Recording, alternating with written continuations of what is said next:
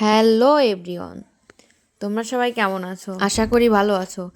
আমরাও ভালো আছি। আমাদের বলিলাম না যে আমরা কোথায় যাব, কোথায় যাচ্ছি তোমাদেরও দেখাবো। তো প্রথমে আমাদের হেলিকপ্টারটা বের করে নিয়ে দুইজনে উড়তে উড়তে চলে গেলাম বাতাসের বেগে যেতে যেতে এত শহরের ধুলো বালি সব পার করে গ্রামের রঙিন দৃশ্য দেখতে দেখতে আমরা চলে যাচ্ছি। গ্রামের সবুজ ঘাস, মাঠ, সর্ষে ক্ষেত, কত কিছু। গ্রামের পরিবেশটা অন্যরকম হয় শহরের থেকে অনেক শহরে আলাদা। গাড়ির যানজট, ধুলোবালি, কত কি। আর গ্রাম হলো একদম শান্ত শিষ্ট, সবুজে ঘেরা, কত সুন্দর। না কোনো ধুলোবালি আছে, না গাড়ির কোনো চাপ আছে, শুধু প্রকৃতির দৃশ্য। কত সুন্দর দেখো। সর্ষে খেতে এত দারুণ লাগছিল দেখতে। আমরা তো এই দেখতে দেখতে চলে যাচ্ছিলাম আমাদের গন্তব্যস্থানে। কাদা মাটি সব উপেক্ষা করে, সব কিছু উপেক্ষা করে শুধুমাত্র হাঁস কেনার জন্য, কারণ হাঁসের মাংস ভীষণ প্রিয়। আর এখানে তো ওই রকমভাবে পাওয়া যায় না গ্রামে যেরকম পাওয়া যায়। এই যে এখানে একটা ফার্ম আছে, এখানে দুইজনে আসলাম।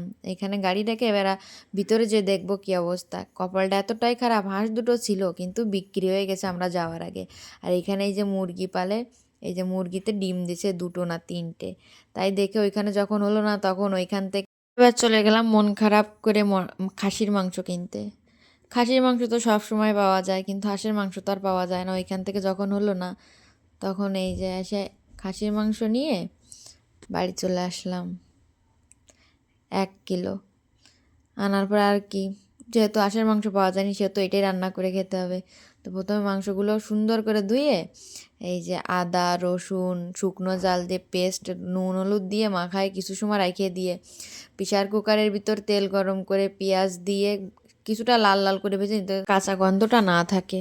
কাঁচা গন্ধটা চলে গেলে যখন এই যে হালকা লাল লাল হয়ে আসছে, তখন মাংসগুলো দিয়ে দেব। মাংসগুলো দিয়ে দিয়ে ভালো করে কষাবো অনেক সময় নিয়ে। কষানোর পর যখন এরকমভাবে জল ছেড়ে দেবে, জল ছেড়ে দেওয়ার পরে এইটুকু শুকায় নিয়ে এই যে যখন এই যে মাংসটা যখন এরকম কষা কষা হয়ে যাবে, আর একটু সময় কষিয়ে নিয়ে ভালোভাবে কষাতে হবে, কারণ মাংস কষানোর উপরে ডিপেন্ড করে কেমন হবে। তারপরে জল দিয়ে 3টে সিটি মেরে নেব, যেহেতু মাংসটা এতটু নরম হতে হবে।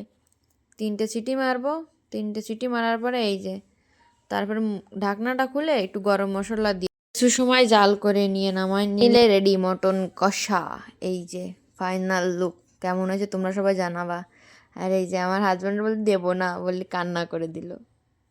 তারপরে এই যে একটু দিলাম, কি আর করা, এত কষ্ট করে কিনে এনে দিয়েছে কত দূর ঘুরে ঘুরে। তারপরে এই যে দিলাম। চলো দেখা যাক খেয়ে কেমন বলে।